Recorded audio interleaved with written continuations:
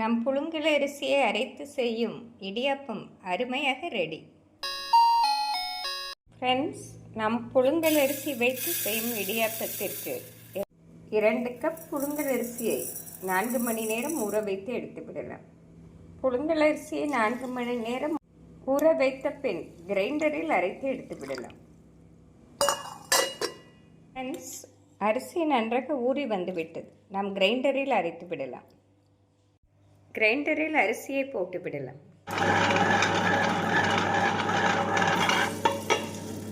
அரிசியை நன்றாக அரைத்து எடுத்து விடலாம். மாவு இந்த அளவு நைஸாக அரைப்படவும் சிறிதளவு உப்பு சேர்த்து தோண்டிவிடலாம்.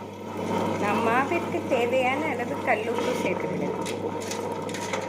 இந்த அளவு ஃபைன் பேஸ்டாக அரைத்தால்தான் இடியாப்பம் அருமையாக வரும். ஃப்ரெண்ட்ஸ், மாவை இந்த அளவு நன்றாக அரைத்த பின் கடாயில் வதக்கி எடுத்து விடலாம். பேனில் 4 ஸ்பூன் எண்ணெய் சேர்த்து விடலாம். நாம் எண்ணெய் சேர்த்து வதக்கினால்தான் நன்றாக வதங்கி வரும். எண்ணெய் சூடானதும் மாவை சேர்த்து விடலாம்.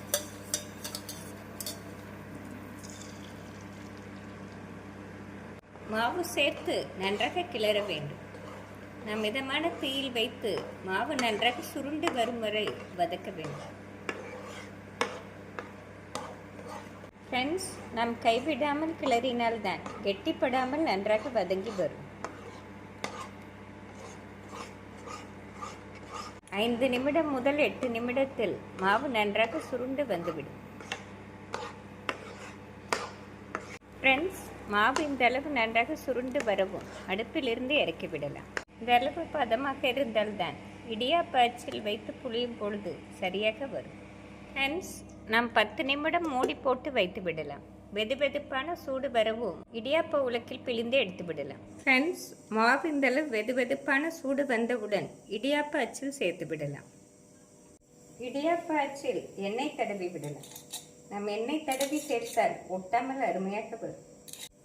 மாவை அச்சில் சேர்த்து விடலாம். ஃப்ரெண்ட்ஸ், இடியாப்பத்தை இப்படி 3 தட்டு இருந்தால் அதில் பிழியலாம். நாம் இட்லி தட்டில் பிழிந்தாலும் அருமையாக வரும்.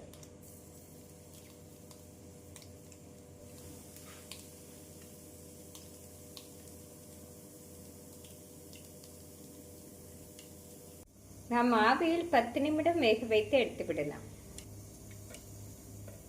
நாம் அரிசியை ஊற வைத்து வதக்கி அவிப்பதால் 10 நிமிடத்தில் வெந்து வந்துவிடும். ஃப்ரெண்ட்ஸ், நாம் இட்லி தட்டில் எண்ணெய் தடவி இடியாப்பம் பிழிந்தோம் என்றால் அருமையாக வரும்.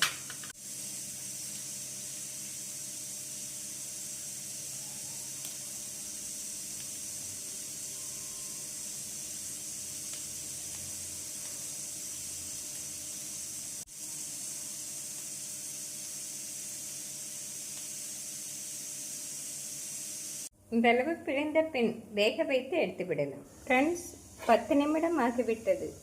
இடியாப்பம் அருமையாக ரெடி. மற்ற மாவையும் வேக வைத்து எடுத்து விடலாம். ஃப்ரெண்ட்ஸ், பஞ்சு போல் இடியாப்பம் அருமையாக ரெடி. நாம் புழுங்கல் அரிசியில் அரைத்து செய்வதால் மிக சாஃப்டாக இருக்கும். ஃப்ரெண்ட்ஸ், நாம் இதே முறையில் இடியாப்பம் செய்தோம் என்றால் ஆறினாலும் மிக சாஃப்டாக இருக்கும். நாம் காலையில் அவித்து வைத்தாலும் மாலையை சாப்பிடுவதற்கும் மிக அருமையாக இருக்கும். ஃப்ரெண்ட்ஸ், இந்த சாஃப்டான இடியாப்பத்துடன் சுவையான மட்டன் குழம்பு வைத்து சாப்பிட்டோம் என்றால் மிக சுவையாக இருக்கும். நாம் தேங்காய்பால் ஜீனியுடன் சாப்பிட்டாலும் மிக சுவையாக இருக்கும். இடியாப்பம் மட்டன் குழம்பு வீட்டில் உள்ள அனைவருக்கும் பிடித்த மாதிரி மிக அருமையாக இருக்கும்.